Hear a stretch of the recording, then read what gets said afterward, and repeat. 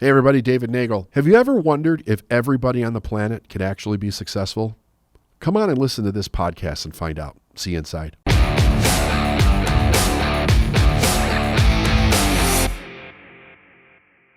Hey everybody, David Nagel here. Welcome to another episode of the Successful Mind Podcast. This is actually our 300th episode, so yay for us, I guess. Yay for you too. I wanted to do a podcast on a question that I was asked about a week ago. Somebody said to me, do you really believe that anybody can be successful? And I paused for a moment, and my response was something like this.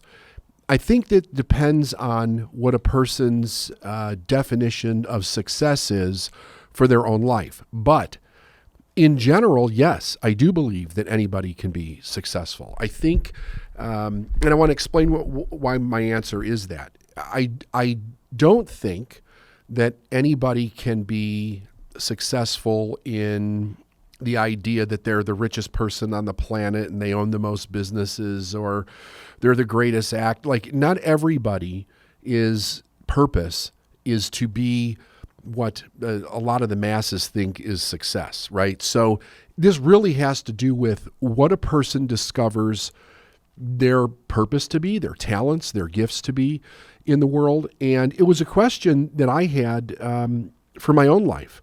Like, how successful could I become based on whatever my purpose is here, in this lifetime?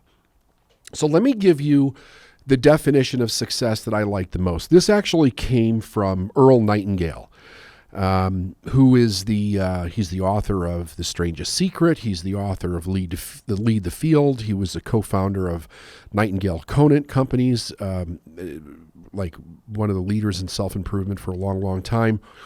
And I have never really seen a better definition of success than Earl's. And Earl said this: success is the progressive realization of a worthy ideal. Let me say that again. Success is the progressive realization of a worthy ideal. Now, when I get asked a general question about humanity, as far as does something apply to everybody, one of the things that I often think about is, where else does this exist in nature? Where else do we see this? And nature has been a real fundamental for me to get parts of accurate truth, I have found. The reason being is that if you really look at nature that's undisturbed by human beings, to a large degree anyway. I realize that human beings have now got a footprint, basically everywhere, but where it's primarily undisturbed, you're going to find that nature does what nature does. And there's a fundamental ideal behind all of life, and that's more life. Meaning that life is constantly moving forward into more life, and it keeps expanding into more life. And because of that, I think that there's an intelligence behind life itself that is living in some way. Now, I don't know what that is. I mean, I very often refer to God or spirit or energy or the universe. I think that whatever you want to call it is completely fine. It has to align with your beliefs. But I think that it's pretty undeniable that there's not an energy that is taking things that can have life and moving them into more and more life forms. Now, the interesting thing about all the other life forms on the planet that we're aware of anyway, is that it basically operates off of its genetic code, and it operates off of instinct and its ability to adapt to its environment. We're not aware that there's any conscious thought going on in those life forms at all. We now know that some life forms are more intelligent than others, but we have not really detected a consciousness that's akin to human consciousness in other life forms at this point. So, having said that, one of the interesting things about it is that life left uninterrupted is constantly becoming the biggest and the best it can be, and that depends on whatever it is. So if it's a squirrel, it's the best squirrel it can be. If it's a moose, it's the best moose. If it's a fern, it's the best fern. If it's an oak tree, it's the best oak tree it can be. And that's based basically on its genetics and the environment that it's in, and the abundance of food and weather patterns, I guess, right? So there's not a whole lot that is interfering with it from a psychological perspective that says it can't be what it was designed to be. And all forms of life, everything has a purpose. And it has an individual, unique purpose, and it seems to interact with the other life around it. So it takes from other life around it, and it adds to other life around it. We see this with all forms of life. It takes and it adds. It takes and it adds. And in the taking and the adding, more life is expanded from that idea. We know that a lot of life that is constantly in a state of evolution, as it becomes too big, as life expands too big for what it is, or based on the environment that it's in, it will adapt and it will adjust to that, with the idea that life continues. So I think it's pretty fair to say, and it is my belief, that there's this idea in the universe that I call more life. It's a fundamental principle for me. It's a fundamental value for me. And when I'm making decisions and thinking about the things that I want to do in life, I ask myself, is this for more life? Does this expand life? Does it expand my life? Does it expand other people's lives? That's like a primary foundational thought principle for myself. Now, when I look around the world and I see things happening, I see a lot of things happening that don't seem to be for more life at all. And actually, it's contrary to that. And there's many different reasons for it, which we're not going to get into in this episode. But the idea behind it is that in many, many cases, if not all cases, there is a very high degree of ignorance at work for whatever those things are that are taking away from life, whether it's taking away a person's choice, or it's taking away their freedom, or it's keeping them suppressed and repressed, or it's taking from them, in any way. That's an idea that is keeping life down. And my belief is that comes from an ignorant proposition of lack in the world. So when we talk about, can anybody be successful, I think we have to think, what is it that is that person's purpose in life? Now, having said that, if a person is being kept from their purpose because of the agenda of others, then there can be a real problem with a person actually becoming successful in their life the way that they would truly want to be. They may be forced into a situation where they have to be successful based on the limits that others have imposed on them. But if you move out of that idea, if you move into where people can really make a choice for themselves, so this life idea, it really runs through everything. Now, again, if people are in a situation where they're being kept from their ability to actually live out their purpose, then, like I said, they may find that they're successful just in that very narrow area that they call life. We've seen that throughout history a lot. But even with that, there's people that have broken out of it all over the world. So let's think about this for a minute. What is it that a person really wants versus what society is actually telling them that they have to be in life? And I think that this is where the huge dilemma comes in for so many people. We have, we have this amazing imagination. And as little kids, nobody has to prompt us to use our imagination. It just starts to come out. Kids will play and they will pretend and they will make up all kinds of fantastical images and ideas. And they will live in that imaginary world and really have an amazing time. The imagination is something that is fantastic in the way that we're creating on the screen of the mind. And it's not, the thing about it is that it's not encouraged. I mean, it's encouraged when a kid is little because, they can keep themselves busy, that type of thing. But beyond that, when a kid has to start to go to school, they're actually discouraged from using it. And what they're encouraged to do is to start learning the information that they need to follow in their life so that they can be successful based on what society says is successful right now. What we have seen over and over again is that the people that break out of that idea are really the innovators in the world. They are the people that start the companies that change the world, that start the movements that change the world. For whatever reason, they see things a little bit different. And I think that one of the reasons that they see things different, is they allow themselves to see things different.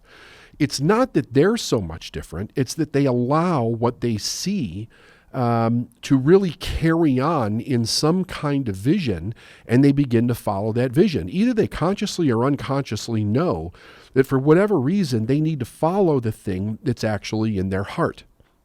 I think the degree to which a person is taught that they have to follow the rules or society's rules in order to be safe and secure, and it's doing the right thing. In some cases, it's a religious value or concept that they're following. The less they are inspired to actually follow their own desire in life. And of course, many times it's backed up with experiences that verify that they don't live in a safe world for whatever reason. The person begins to shut down around those ideas, and they never really follow the dream that's in their heart. I have never met anybody, after sitting down and talking with them for a period of time, that doesn't have something that they want, either overtly or secretly, that they're hiding it from themselves. They don't think that they can do it. They don't think that they can go after it. They think that many times they don't deserve it, or the world won't let them, or that it's wrong to do it. They have a whole precept of this idea that the story that they've been told about their life and how they have to live it is absolutely true, so they stay the same. And because it provides some amount of certainty in their life, they don't allow themselves to dream much beyond the way that they're actually living. So when we're talking about can anybody be successful, the answer is yes, they absolutely can. Will they be successful? The answer is probably no. Not everybody will be, because they don't know what they don't know. Ignorance is keeping them bound to a world that they think is real, and they live inside the bubble of the information that they have. So I think that, how does a person get out of that? One of the things is that they have to have some kind of reason why. Like, they have to have some question or desire inside of them that says that there must be something else, or they want to do something else, even if there's no clarity to it.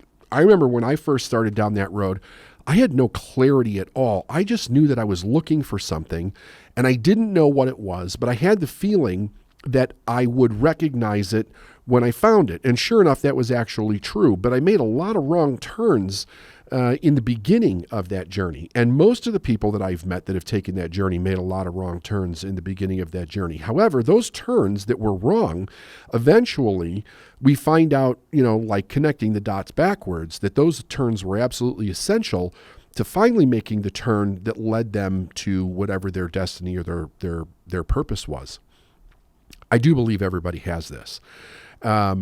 And I believe, here's something else I believe that I think is very important. I think when a person is doing the thing that's their purpose in life, I think it brings them an immense satisfaction, probably like nothing else. And it's fulfilling. It's like soul fulfilling. It's heart fulfilling. It's fulfilling the purpose that the person is here. And there's some knowledge of that feeling that's going on in them, that they're in the right place doing the right thing, even if it's only for a certain period of time. Because I've known many people whose purposes have seemed to change or morph over a period of time, depending on whatever they needed to learn, to grow, to be able to recognize something else that stirred another desire in them. Many people are stuck because the information that they're dealing with if they put it together like in a map, it does not lead to much of anything, to anywhere. So they don't even give themselves permission to dream.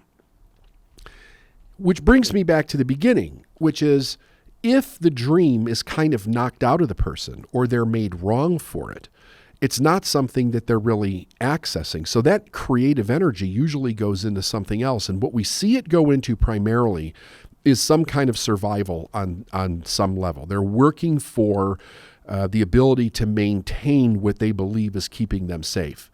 And I've said many times, there's nothing that actually keeps us safe. The safety is not a destination. It is a learned skill of cause and effect, and not being in ignorance, but understanding what the causes of our consequences that we experience in life, both good and bad, actually are, and then making conscious choices to do something different. So I think that if a person really wants to step into the idea of, can I really be successful, they have to ask themselves a couple of questions. And I don't think it has anything to do with like, oh, well, what would you want if you were successful? I think very often a person doesn't really know based on the position that they're in. They have to kind of find their own way on this path. There's just no two ways about it. This is an individual path that every person has to follow in their own time, in their own mind, as they become aware of what's out there for them. And then what is it that they're drawn to? What do they like? What holds their attention? Do they have a fascination with anything? And to begin to go down that road. You know, when I was a kid, there were many things that had a tremendous interest to me. And it was almost like in a mysterious way, because I didn't, when you're a kid, you don't know what things mean. And you have a tendency, well, not have a tendency, we all give meaning to very specific things. But when you don't have a meaning to give to something, it kind of causes a question. You start asking yourself, what does this mean? Why am I having this experience? What is this about? What is that? What is this? Where can I find out more information? And it caused me to be very curious in my youth. And that's why I knew that I was really, really looking for something, because different things in my life were speaking to me in different ways. And I kept having this feeling like, I know that this means something, but I have no idea what it is. So I kept staying in the, like doing basically what was in front of me with a few exceptions, and with the idea of consistently looking for that question. What else is there? What am I learning? Where's this going? Is there a door that's opening? What can I read? Can I find more knowledge somewhere? And it's another thing that's fascinating about this is that we hear stories from people of all over the world in various different circumstances that many people would think are just abominable. Like, how does a person ever get out of that kind of a situation? They find a way out. They knew that they weren't supposed to be there. They knew that there was something else out there. Now, what causes that? I really think it's how the person's world is internalized when they're little. It's a very, very strange thing. Because you see people that'll even come from the exact same family, and one person finds their purpose in life and does great, and the other person goes in the totally in the opposite direction. And you know that the messages were relatively the same. They were in the same space, but how they were internalized is very different. And of course, when we start internalizing things, we do something that I think really completes the process of which way we're going to go in life, and that is that we create a story. We create a story of our experience. We create a story of the people that are in our life. And ultimately, we create a story of how we actually see ourselves. If there's no liberation in that story anywhere, then the idea is that the person really doesn't think that they can do anything. So that's the next big problem. If I don't think I can do something, I'm probably not going to try. I'm probably not going to continue to entertain a question in that direction. And most of the people that I have researched, people that I have interviewed that have been stuck without actually trying to get out, they see the world very, very differently. The world is full of limits. There's a lot of victimized thinking that's internalized.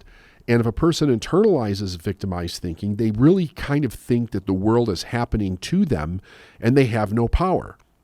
And if a person doesn't think they have any power, they're not actually going to try to do anything. So it becomes limited to the idea of, what do I know that I can do to stay safe in this moment? And you see that the limited thinking that comes out of these individuals is very much centered around the idea of what they know and what they don't know. And most of what they don't know usually appears to be, quite scary to them, or at the least bit, it's very uncertain. And in their mind, it would be extremely foolish to do something uncertain when they have certainty doing the thing that they're doing. When I first wanted to break out and really go try to do something different, to give myself a different experience, I was asking people that I knew about an opportunity that came to me. And every single person I talked to had this certainty complex thing going on. Like, what you have, so why would you give that up for something that you don't know? You have a family, that's a risk. If you make the wrong decision, it was almost like it could be a complete catastrophe that you'll never recover from, which in my mind seemed very weird at the time. I was young, I was healthy. I could basically, I could work, I could do all different kinds of work. I just didn't have any kind of educated work that I could do at the time. So I really didn't understand why they were so down on any kind of movement forward. And it took me a long time to realize that the unknown to them was scary. Almost all these people that I had talked to at the time never went beyond that known factor in their life that gave them security. It was a job. They knew how much money they could make. They knew if they needed to work overtime or have a second job. They knew what their bills were. They managed all of that very, very closely, and it was scary as hell to break out of that idea to go do anything else. So they stayed within that bubble their entire life, even into retirement. They stayed within that psychological bubble of what their world was, that they could manage to some degree, and there was absolutely no breaking out of it. So the only information they could actually give me was to put me in the same bubble that made sense in their mind. Now, when you pass that bubble down from one generation to another, you have a hell of a lot of people that are being raised with the idea of this little tiny bubble of managing their life in what they currently have, is that's enough. That's it. Like, don't go for more. And there's a lot of judgment. There's a lot of ridicule around that idea. If a person tries to break free, and a lot of putting people down to keep them in that place. And they'll always back it up with, I love you. I'm thinking the best for you. I just don't want you to make a mistake. I don't want you to get hurt. It's a rough world out there, that type of thing. Without any idea that a person has a flexibility to them, that they can recover from mistakes, they can learn something different, they can do something completely different. It's like that seems to be so obvious, but when a person's coming from that fear and that uncertainty inside of their mind, it's like it's not obvious to them. They go very, very unconscious in the moment, and it just seems like a total threat. But I do believe that inner intelligence that's in everyone, because these people that I talked to, by the way, it's not that these were stupid people. These were smart individuals, but they had a very limited understanding of what they could do in the world and what was actually possible for them. They were raised in some way that they had to be very certain about what they had, and it was not about taking risks. Risks were very much looked down on. So anybody can become successful. if they're willing to look outside of the way that society has basically conditioned them to think.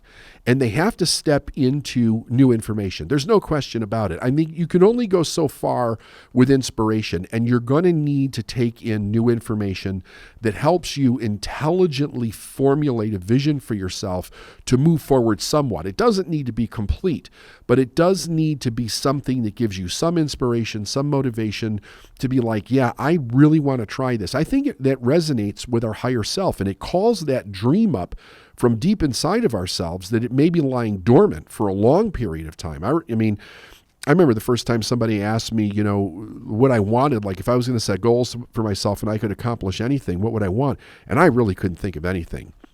I mean, like I forced 3 things to kind of come to the surface, and they were basically like responsible things, like buying a house or something. But I could not get myself to really want something or even desire it beyond what I really had. I just had this desire to get out of that space. But once I expanded that and I started to get knowledge, then more and more of that dream started actually to come to the surface. And eventually, the material things that I wanted, that came to the surface also. And it was probably because there was some idea that too much is wrong, and we don't want to be wrong. I know human beings just, they do not want to be wrong. They want to be right. Right keeps them safe. Right keeps them certain in life. And they'll stick to an ideology all the way to the death in many cases because they so much believe in it and they have every stake of their life in that idea. So in order for more people to step into success, we have to be willing to break the ideologies of society that keep us very much bound to safety, certainty, and that in many cases going after too much is wrong or greedy in some way. There's a lot of negative information out there that is very visible to a lot of people about being successful, and a lot of warnings about people who are successful that make a mistake and then the media just rips them to shreds over something, as if their success is actually the cause of their error. And those two things don't go together at all. Everybody's capable of making errors and mistakes. So remember, if you want a great definition for success for your life that will help you take the desire that you have, the question if there's more, to live your life happy so that it's growing, I suggest Earl's definition, which is success is the progressive realization of a worthy ideal. We'll see you on the next Successful Mind podcast. Hey, everybody, we just wrapped up a podcast talking about if everybody on the planet could actually be successful. Is that actually possible? If you know somebody that's struggling with their own success, you might want to recommend this to them. Subscribe to our channel, leave us a comment, let us know how we're doing, and we'll see you on the next Successful Mind podcast.